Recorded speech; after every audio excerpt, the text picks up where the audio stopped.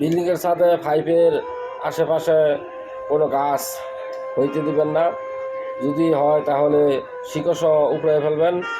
এইটার শিকড় পানির পাইপ দিয়ে ভিতরে ঢুকে পানি নামার সমস্যা করে। এটার ভিডিও আপনাদেরকে এখন সরাসরি দেখাবো। আমাদের ছাদের পাইপের ভিতরে বট গাছ একটি হয়েছে, হয়ে পাইপের ভিতরে এটা শিকড় কিভাবে গছাইছে দেখেন, পাইপ ভরে গেছে শিওরে। এই দেন কত বড় লম্বা শিওর, এটা পাটের মতো হয়ে গেছে। এই পাইপের ভিতর দিয়ে এই শিওর যাওয়াতে পানি আসে না। হঠাৎ করে বলি যে পানি আসে নাকি, এই যে শিওর কিভাবে গজাইছে।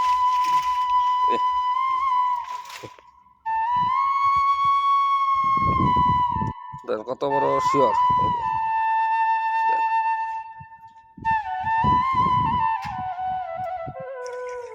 এই দেখালা কিভাবে পানি আসছে, কলকলা পানি আসছে, অথচ বট গাছের শিওরে আমাদের পানির লাইন বন্ধ হয়ে গেছে।